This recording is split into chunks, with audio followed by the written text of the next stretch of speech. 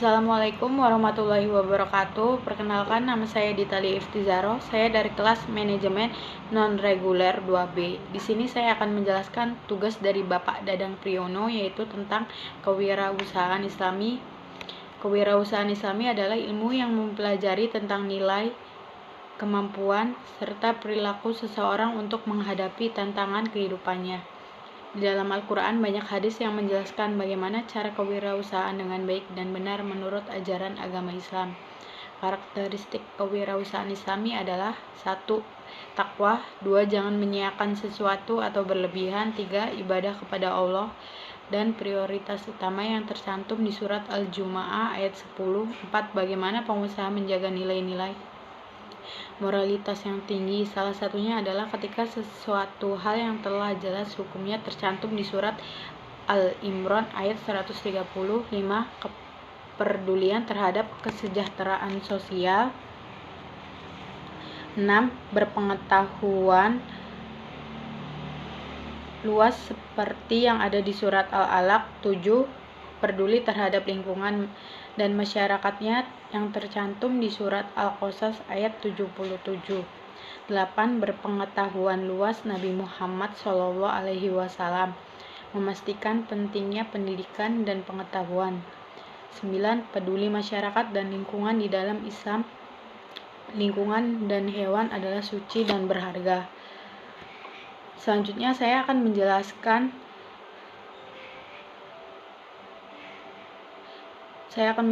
dari prinsip umum kewirausahaan Islami dibagi menjadi 6, yaitu yang pertama ada ilahiyah tauhid, yaitu prinsip yang bertujuan untuk memeliharaan iman,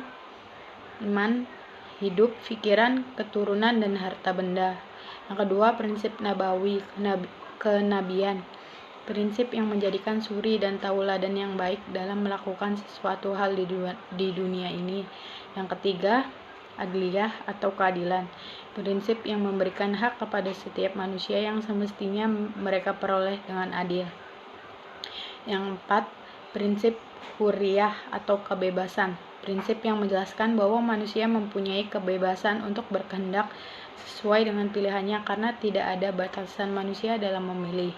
Yang kelima yaitu ada prinsip musawah atau kesetaraan, yaitu prinsip yang mengandung arti keseimbangan atau kesamaan sesama manusia, tidak membedakan ras, derajat, ataupun bangsa karena kita semua sama di hadapan Allah Subhanahu wa Ta'ala.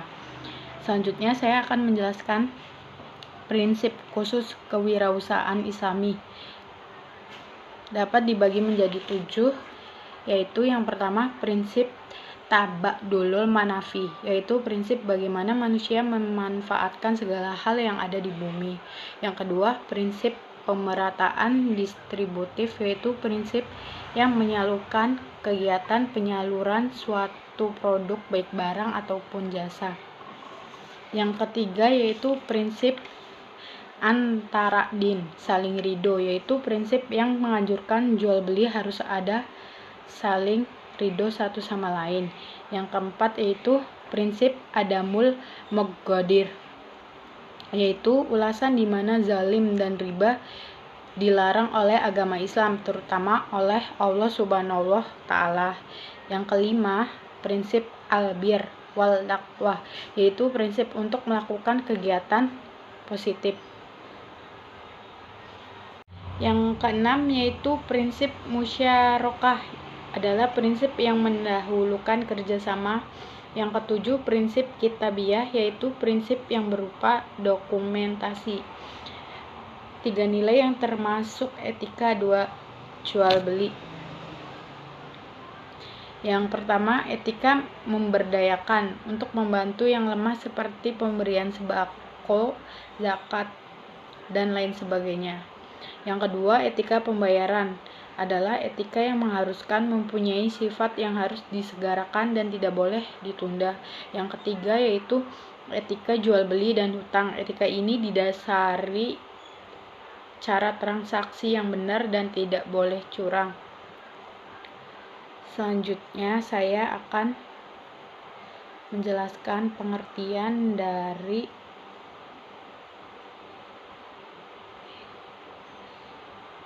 Etika bisnis syariah.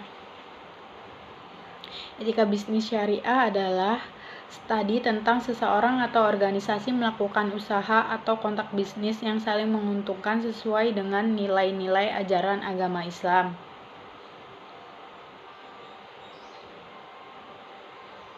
Terus yang selanjutnya saya ingin menyebutkan hadis yang tercantum di dalam kewirausahaan Islami.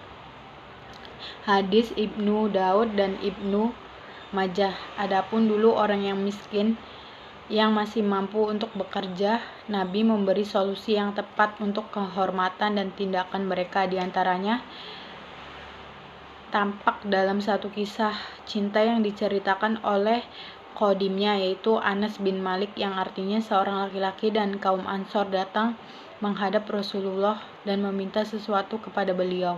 Rasulullah bertanya kepada lelaki tersebut, "Adakah sesuatu di rumahmu?" "Ada ya Rasulullah," jawabnya.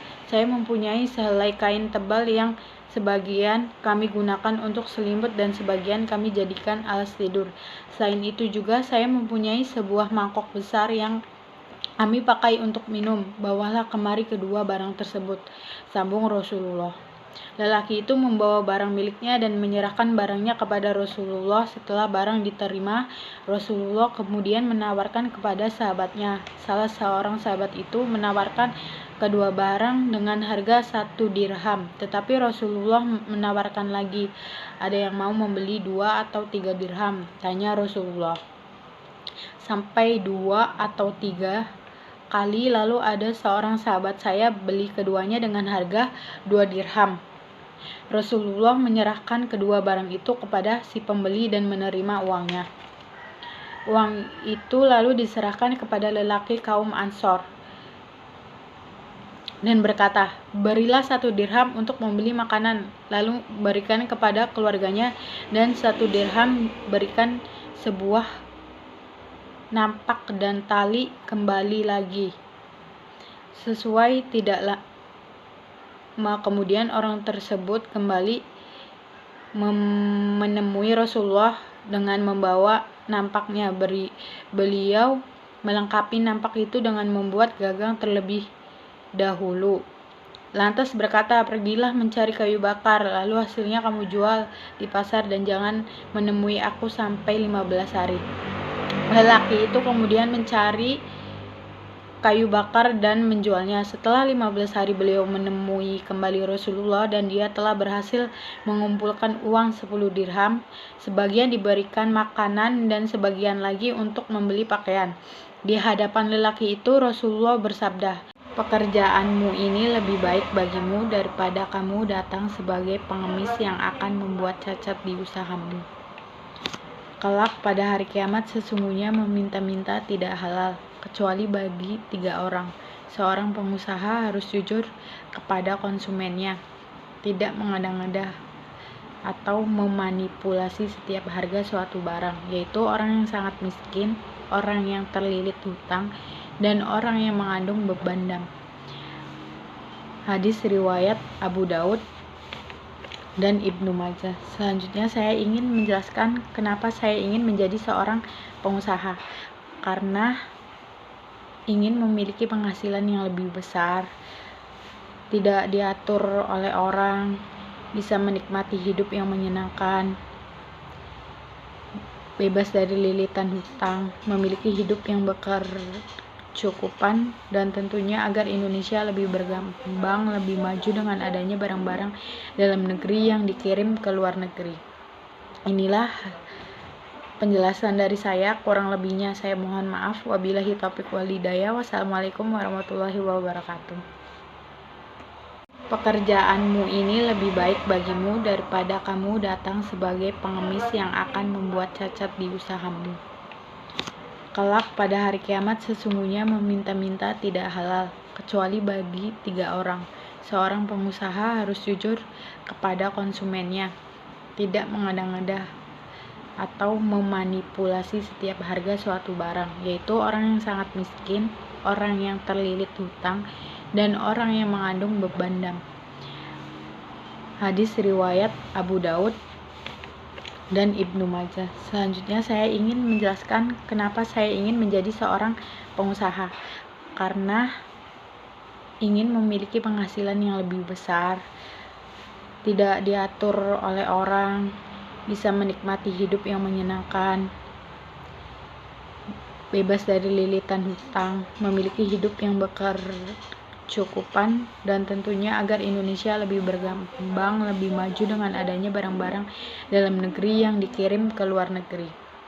Inilah penjelasan dari saya, kurang lebihnya saya mohon maaf. Wabillahi taufiq wal hidayah. Wassalamualaikum warahmatullahi wabarakatuh.